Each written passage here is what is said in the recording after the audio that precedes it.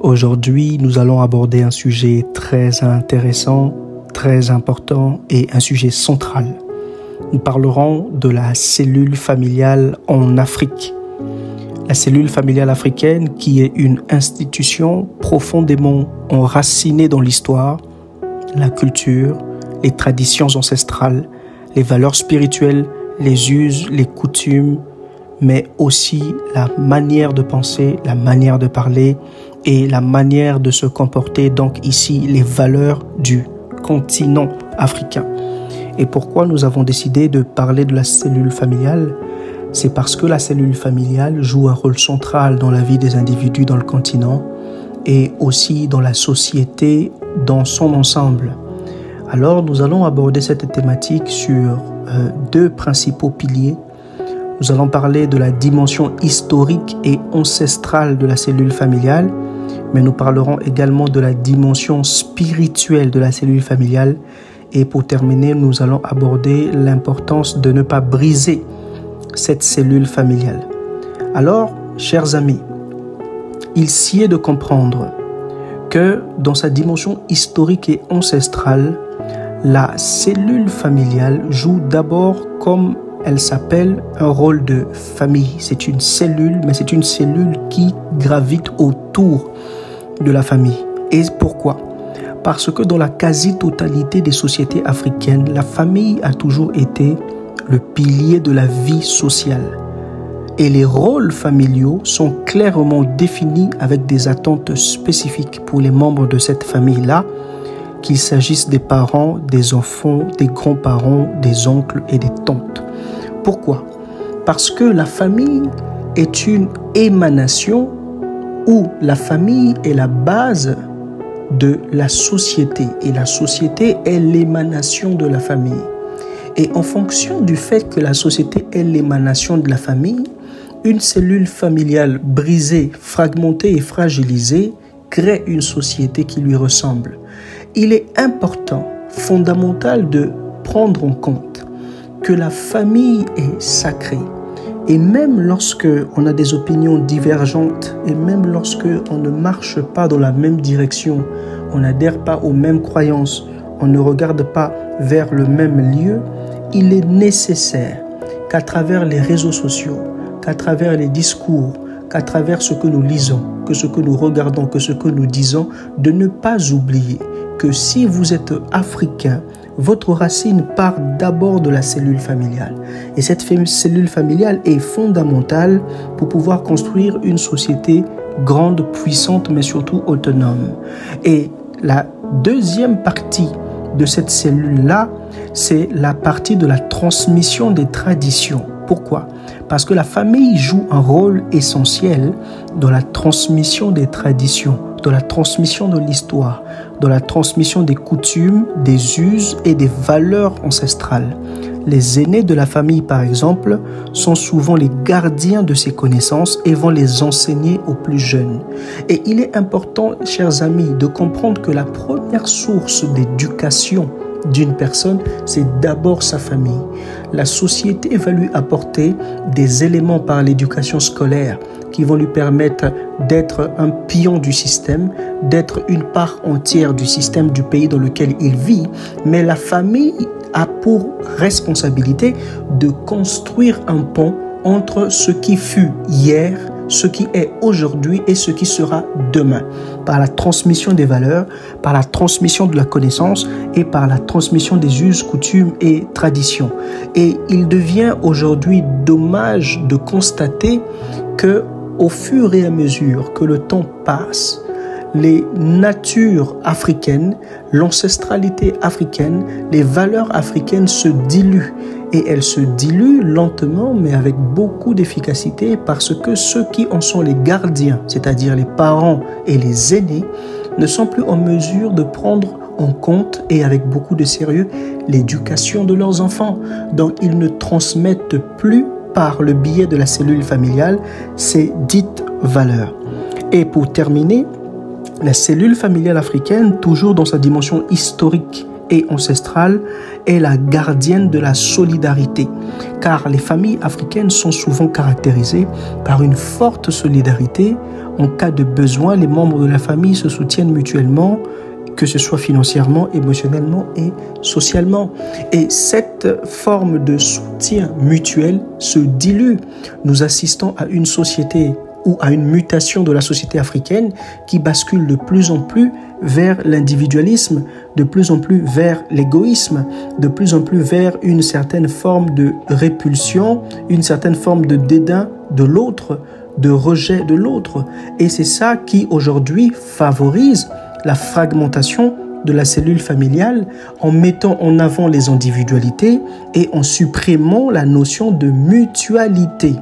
Et pour terminer, dans sa dimension spirituelle, la cellule familiale est la gardienne des croyances religieuses. Ça veut concrètement dire que dans nos communautés en Afrique, les familles intègrent dès la base de l'éducation de leurs enfants les croyances soit ancestrales ou les pratiques spirituelles. Et ces croyances ou ces pratiques spirituelles sont intégrées dans la vie familiale pour pouvoir amener l'enfant qui est en train de croître, les jeunes qui sont en train de croître, qui sont en train d'évoluer dans une croissance équilibrée. Car autant l'organisme, donc notre corps, évolue, autant notre esprit grandit.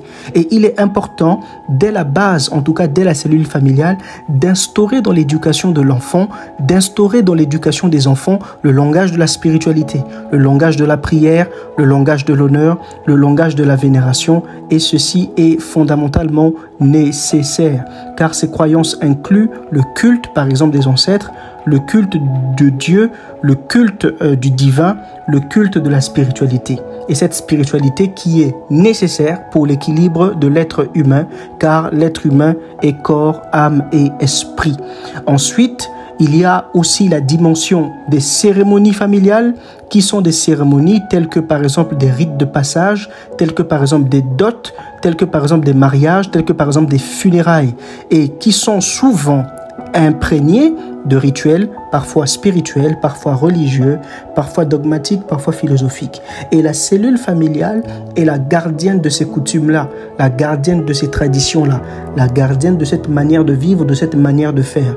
Une manière de vivre et de faire qui a toujours constitué la force de la société africaine, qui a toujours constitué le pilier central des communautés africaines. Pilier qui aujourd'hui se fragilise avec un excès de zèle au niveau de la modernisation, mais surtout un oubli total de qui nous sommes et de notre identité réelle.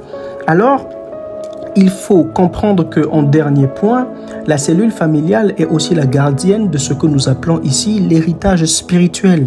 L'héritage spirituel qui est la transmission, d'accord, de tout ce qui fait votre identité, ce qui est essentiel au sein de la famille pour pouvoir permettre la préparation des adultes que nous allons devenir demain et surtout des leaders politiques, des leaders communautaires, des leaders sociaux, des leaders d'opinion que nous allons être demain. Pourquoi ? Simplement parce que la spiritualité a un rôle fondamental dans la manière dont nous percevons le monde. Elle nous donne des valeurs, elle nous donne une manière de penser, une manière de parler. Une personne qui est à la fois intellectuelle, charnelle, mais également spirituelle, est une personne qui a en elle les trois canaux de vision, les trois filtres importants pour pouvoir matérialiser une certaine façon de penser, une certaine manière d'agir, une certaine manière de réfléchir. Donc, voici pour ce qui est de la cellule familiale africaine. Alors, nous allons voir pourquoi il est important de ne pas briser la cellule familiale africaine. Il est important de ne pas la briser pour 4 raisons fondamentales. La première de ces raisons, c'est d'abord la stabilité sociale.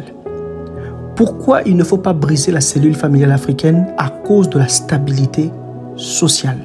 La famille fournit une base de stabilité sociale et émotionnelle pour ses membres. Elle offre un soutien en cas de difficulté et favorise un environnement dans lequel les individus peuvent s'épanouir.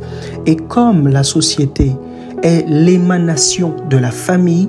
Supprimer la cellule familiale africaine, c'est porter un coup direct à la société africaine, porter un coup direct à ses us, à ses coutumes, à ses traditions, à sa façon de vivre, à sa façon de se développer et surtout à sa façon de s'affirmer. Donc c'est porter un coup à son épanouissement. Le deuxième point pour lequel il ne faut impérativement pas supprimer ou fragiliser la cellule familiale africaine, c'est la transmission de l'identité culturelle. Car la famille est le lieu où les traditions, la langue, la culture et les valeurs sont transmises de génération en génération. En brisant la cellule familiale, on risque de perdre une partie précieuse de notre propre identité culturelle. Le troisième pilier pour lequel il ne faut pas toucher à la cellule familiale africaine, c'est le soutien économique. Car de nombreuses familles africaines comptent sur la solidarité familiale pour faire face aux défis économiques, aux défis de développement. Et il faut savoir que la coopération au sein de la famille est essentielle pour la subsistance et le développement de cette dernière. Et une fois de plus, nous insistons sur la nécessité de comprendre que toutes ces choses qui sont citées ici font partie de nos us, de nos coutumes et de nos traditions. Et le quatrième pilier pour lequel il ne faut pas toucher à la cellule familiale africaine, c'est l'héritage spirituel. Parce que les pratiques spirituelles et religieuses sont ancrées dans la cellule familiale africaine et les liens avec les ancêtres et les divinités ou encore ce que vous pouvez appeler les génies tutélaires sont entretenus par la famille, ce qui renforce la spiritualité et la connexion avec le passé. Ceci étant dit, la cellule familiale africaine est bien plus qu'une simple structure sociale. Elle est le reflet des valeurs culturelles, spirituelle profonde et elle est la préservation vitale par la stabilité, l'identité et le bien-être des individus de la société dont nous sommes tous issus.